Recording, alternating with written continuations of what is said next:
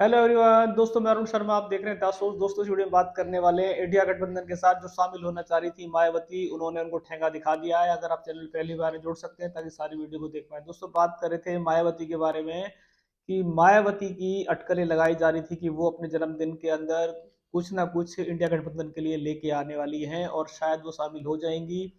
पर उन्होंने इंडिया गठबंधन की लाख कोशिशों के बावजूद भी उनको ठेंगा दिखा दिया है। उनको साफ कड़े शब्दों में मना कर दिया कि वो इंडिया गठबंधन का शायद हिस्सा नहीं बनेगी। इससे बीच बुआ भतीजे की लड़ाई देखने को मिली थी। अखिलेश को चलते काफी सारा बात संवाद उनका हो गया था। शायद एक मध्यस्थता बीच में नहीं हो पाई और अखिलेश यादव को लेकर उन्होंने घोर टिप्पणी की थी और अखिलेश यादव ने भी कह दिया था कि अगर मायावती इंडिया गठबंधन में हिस्सा लेंगी तो शायद वो इंडिया गठबंधन को बाय बाय कर देंगे। अब इन दोनों की खींचातान के चलते इंडिया गठबंधन मजबूर हो गया कि क्या किया जाए, क्योंकि 2024 में मोदी जी की विक्ट्री को रोकने के लिए मायावती का सहारा इंडिया गठबंधन को बहुत जरूरी चाहिए था। पर किसी तरीके से दोनों का तालमेल नहीं बैठ पाया। अब इंडिया गठबंधन को मायावती ने साफ शब्दों में मना कर दिया है। और अब मायावती का हाथी किस करवट बैठेगा वो मायावती अपने पत्ते बाद में ओपन करेंगी। वो 2014 में भी ऐसी गलती कर चुकी हैं और 2014 में भी उनकी शायद एक सीटों के भी लाले पड़ गए थे और उनका सुतड़ा साफ हो चुका था। अब उन्होंने इतना बड़ी कमान को बोला है कि वो 2024 में भी अकेले इलेक्शन लड़ेगी और देखते हैं कि 2024 कहीं 2014 में रिपीट ना हो जाए। 2014 में भी उन्होंने ये गलती की थी और सभी को ठेंगा दिखाया था और बाद में उनको सुतड़ा साफ होते नजर आया था। अब मायावती फिर दोबारा से उसी गलतफहमी का शिकार है और वो सबको आंखें दिखा रही है। इंडिया पार्टी को भी उन्होंने साफ कह दिया कि ठगों की पार्टी और उनके विचार नहीं मिल रहे। और बीजेपी को लेकर भी वो कड़े शब्दों में कई बार निंदा कर चुकी हैं। पर बात फिलहाल की बात करें तो उनके कुछ दिनों से इंडिया पार्टी के खिलाफ तो उनके तेवर चल ही रहे थे। अब वो बीजेपी के खिलाफ कुछ नॉर्मल होती नजर आई हैं और उन्होंने राम मंदिर का जो न्योता उनको पहुंचा था और शायद वो उसमें शामिल होने वाली है। उन्होंने कहा है कि ये जो सौभाग्य है उसके लिए वो शामिल होंगी, जिसमें इंडिया नाम की पार्टी ने इस न्योते को स्वीकार नहीं किया था, शायद उसके खिलाफ भी बोल रही थी।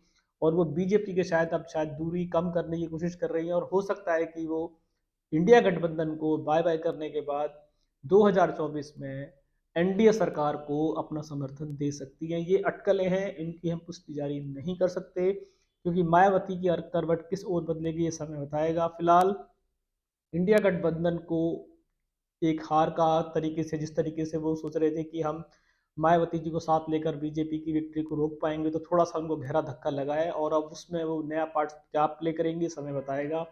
फिलहाल मायावती की अटकलें विराम लग चुका है और उन्होंने अपने जन्मदिन पर साफ कर दिया है कि वो 2024 में इस मैदान में फिलहाल वो अकेले लड़ेंगी और वो कह रही हैं कि सारी सीटों पर कब्जा करके दिखाएंगी, ये वक्त बताएगा। और वो फिलहाल बीजेपी को समर्थन देती नजर नहीं आ रही, पर बीजेपी के निमंत्रण पर जाने को स्वीकार कर लिया है और इंडिया गठबंधन से दूरी बना ली है। और वो 2024 में अपनी हुंकार अकेले लड़ने वाली है। किस तरीके से हुंकार उनकी पूरी होगी, क्या वो इंडिया गठबंधन से भी ज्यादा सीटें लेके दिखाएंगी, ये वक्त बताएगा। क्योंकि मायावती अपनी आगामी सफर पे निकल चुकी है और वो इसमें किसी का समर्थन नहीं चाहती। 2014 में भी शायद उन्होंने ऐसी हुंकार भरी थी पर वो हुंकार टाइम टाइम फेस हो गई थी और इस बार की हुंकार वो शायद फिर दोबारा से उससे ज्यादा जोर शोर से भर रही है।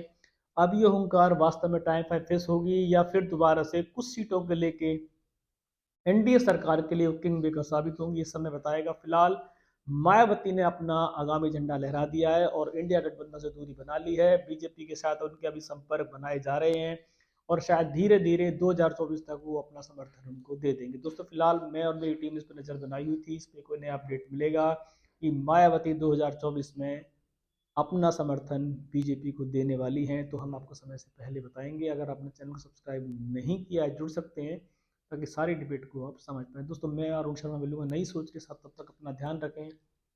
नमस्कार।